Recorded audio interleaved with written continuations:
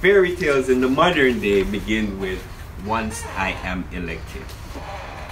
I honestly just can't say, but I do think he's not saying specifically like I'm going to ban bump stocks or I'm against ARs only because he's running a race right now. I do think he would support anybody doing that stuff. Bill Nelson. Right, that's all I'm worried about. Whatever, whoever the next person may be. I just wish he can say it just because he's trying to get the moderates and the gun-toting people in North Florida. All right, this is a fast state. Okay. It's a cracker state. Okay. Okay? Ask anybody outside of here. You go Port St. Lucie, Orlando. Man, them crackers ain't gonna let us do that. No, you crazy? So, what is he doing? He's campaigning. He's politicking. So you're saying that different environments, wherever he speaks, he'll address a different audience. Yeah, that's what a politician do. We went to college together. You did? Yeah. With him? Yeah. Oh, so that's how you know him? Yeah. All right. Right. So you were fighting all the good fights together? A couple of them. Do voters know that? That's not for them to know. Huh? That's not for them to know. Remember I was saying? I know exactly. Modern day fairy tales start with once I am elected. Gillum is a progressive. He's part of the crazy.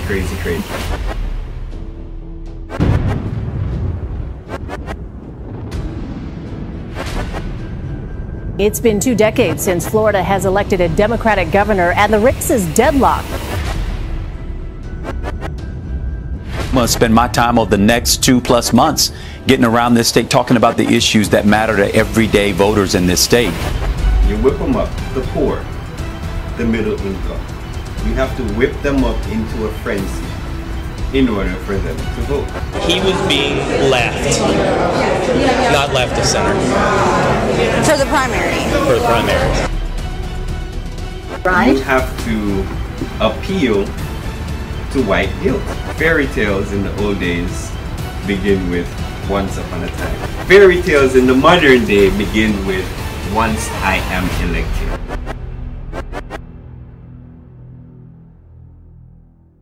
The battleground state of Florida has 2 high-profile elections this year. The Senate campaign, where Democratic incumbent Bill Nelson is in the political fight of his life against Governor Rick Scott. And then there is the gubernatorial race, which could not be closer. It's between former Republican Congressman Ron DeSantis and Andrew Gillum, the Democrat and mayor of Tallahassee. What we found in the Gillum campaign was just what we found in Missouri and Tennessee and Arizona, a candidate lying to the voters he needs to win the election. So Omar, you're saying that the corporate tax he's counting on the corporate tax to cover all of the programs that he wants to fund. Right. I will absolutely not raise taxes on everyday working Floridians to give access to additional What about wealthier people? So what I said, and I ran on this, by the way, is that we will increase taxes for corporations in our state. But what if you want to put all your eggs in one basket? What if that doesn't work out? What else would happen? How would he get money? Yes. So then none of the programs that people are hoping for would happen? Basically. Well, do voters know that? I know. Do voters know that? That's not for them to know. Huh? That's not for them to know. Remember I was saying? I know exactly. Modern day fairy tales start with once I am elected. So, are you suggesting that that this is we should keep this a well-kept secret? Yes. Find it out first. Why would it be? Omar Smith, paid by Florida's Democratic Party, works full-time in the Gillum campaign effort. His honesty is refreshing, especially when it comes to who the real Gillum is. And Smith should know. He went to college with Gillum. We went to college together. You did? Yeah. With him? Yeah. Oh, so that's how you know him? Yeah. All right. Right? So you were fighting all the good fights together? A couple of them. I didn't know y'all went to college together. That's cool. I didn't know that. So what was he doing? Was he active in college or what? Yeah, he was the SGA president. Oh, okay. We were making a lot of noise. All right. We worked hard for the law school, the FAMU Law School. Okay. We made a lot of noise for that. Whole lot of noise, man. A lot of noise. Whole lot of noise. But we eventually got back to law school. It was placed in Orlando. My brother went to that law school and graduated. So he was doing it too then? He was like an activist with you then, back then? No, I was an activist with him. You an activist? Oh, he was the one doing it. He was the leader. Oh. Progressive is like the Tea Party of the Democrats. It's the far right. Medicare for all. Borderline socialism. That's the blue wave. No, No, that's progressive. The progressive. progressive agenda. Okay. So you have the extreme right-wingers. Those are the Trump and the crazy Republicans. The progressives are the crazy Democrat. You're hipsters. You're hippies. Isn't that you? Isn't that the cool you? The hippie. I guess the hippie in me. I yes. think he's somewhere in the middle. I don't think he's. Are you not a progressive? Isn't Gillum a progressive? Gillum is a progressive. So Gillum is part of the crazies? He's part of the crazy. Smith has some very strong opinions about white Floridians. You have a governor, all right? It's good. You got a black attorney general. That's good. Yeah. Now, the goal is to switch out your legislatures. So now the governor can get He can do what that. he wants. The rules in Florida up. But tell me about it, man. All right? This is a fast state. Okay. It's a cracker state. Okay. Okay? Ask anybody outside of here. You go Port St. Lucie, Orlando. Man, them crackers ain't gonna let us do that. No, you crazy? I lived in Tallahassee for 10 years. I've seen it. I went to a black college. Yeah. Even my father's wife. She like, oh, them crackers finna take over FAMU. Ain't never gonna be shit. They can't get it right. I hear that so much. I'm like, y'all mother crazy. Right. Really? Smith makes it clear to our journalist that to get Gillum elected will require some serious subterfuge. In other words, lying to the voters of Florida. Well, okay, so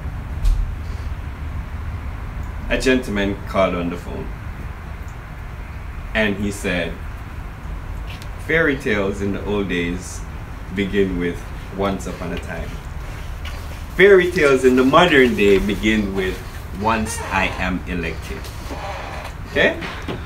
So let's go back to Mr. Gillum's platform, right? Mm-hmm. Raise the corporate tax in Florida from 7 to 11%. That will never happen. Raise teachers' pay to $50,000. That will never happen. Give me another position. Medicare for all. Medicare, yeah. That will never happen. Reason being, the legislature that writes the bills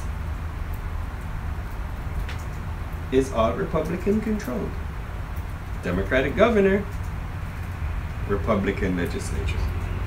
So unless the legislature write a bill and it gets voted on the floor, it cannot pass. You have to appeal to white guilt. All right, so how would you do that? White guilt. Why can't it just Because that's what it is. That's what it is. So no, I'm with you on that track. So tell me, if you so can't have a real conversation about what it is, Good evening. you're going to be screwed. In order to get this agenda through, we need to do it by force. Is that, am I reading you correctly? Yes. So, between you and I, we're voting for him knowing that it's not going to happen, right? No, we're voting for him, hoping that once he make it, somebody else will pick up the fight to make sure that the proper legislators get in office when we vote again in August to execute the agenda of the governor. Cliff Esserman, who works for the Broward County Democratic Party, agrees.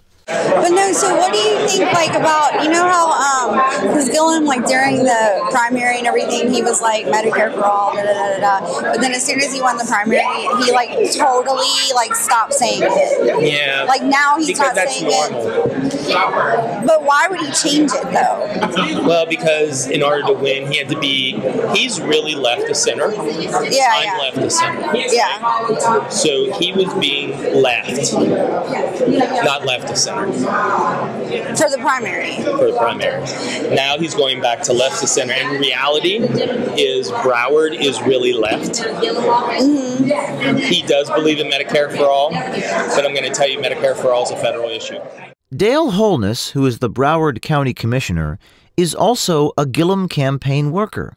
He says he knows what Gillum's gun control policies will be. Mr. Gillum is going to get rid of all those crazy guns on the street. What's going on with that? Crazy people. Too many of them. So basically, the way it is now, they don't even want to restrict people who have mental illness. We got to not let people with mental illness have a gun. Anybody who's had domestic violence ought not to have a gun because it means they have a propensity for not being able to control themselves. There ought to be at least a 3-day waiting period for everybody, and a full background check for everybody. And for background check. And we need to, and these automatic guns that do 60 rounds a minute, they ought not be on the streets either. So that's his plan. To get rid of them. He's going to ban the assault rifles and then do, and all that. Yeah. Adrian Young is a community engagement specialist for the Florida Democratic Party. He explained that Gillum has to conceal his true position on gun control reforms. Just so I'm clear, because I was thinking about it again, he just can't say. I don't say just can't say, but I do think he's not saying specifically like I'm going to ban bump stocks, or I'm against ARs, only because he's running a race right now. I do think he would support anybody doing that stuff. Bill Nelson. Right, that's all I'm worried about. Whatever, whoever the next person may be.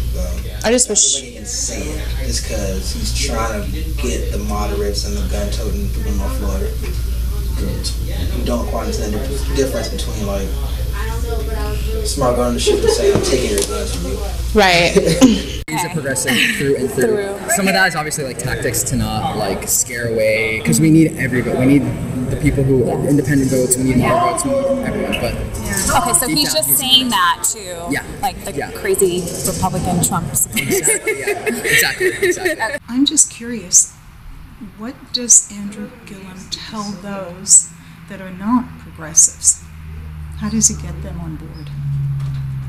Keep repeating the same story until it makes sense to them. Yeah, but he doesn't just go on the fly. I mean, he has to. You have your set target who believe your story. Everybody there's a campaign message for everybody. So he's just fabricating stories for each crowd? I wouldn't say he's fabricating stories, then he would be a liar. So what is he doing? He's campaigning, he's politicking. So you're saying that different environments, wherever he speaks, he'll address a different audience. Yeah, that's what a politician do. Is that really being upfront though? I mean, like, why doesn't he tell the people what he really believes? But laws have to represent everyone. So if we are sure that we get progressives everywhere, then we can get the agenda done? Good afternoon. Thank you for calling. That makes more sense, right? It makes more sense. But then now you alienate the conservative people. That would have just been to and that the early voting started. Is not good governance. And we're hoping you'll go out and vote for. But then maybe we don't. Do we have to let them know what the agenda is ahead of time? You can't. You can or cannot? You cannot. So you cannot let them know ahead of time what the agenda is? Because No. then you would alienate them. Then you alienate everybody. Then you get painted like how Gillum is being painted. No. You are a socialist. You are way out of left field. But that message resonates for someone. Let me be clear. Omar Smith is not the villain here. He just happens to be the unwitting whistleblower. He seems to be a very politically savvy guy. He's actually quite honest in this video, which is very refreshing. And he makes it very clear that Gillum is selling a bill of goods he cannot deliver, making promises to Florida voters that are simply unrealistic. Time after time, from Tennessee to Missouri to North Dakota to Arizona, the politicians we have exposed have no answers because our reporting is bulletproof. We stand by our reporting. Everything you see here is accurate. They will attack our methods. Claire McCaskill called it fraud. Kirsten Sinema said this week that we're criminals. They will attack our character. But if you watch these videos closely, they will never actually address and respond to the facts we've uncovered. Stay tuned.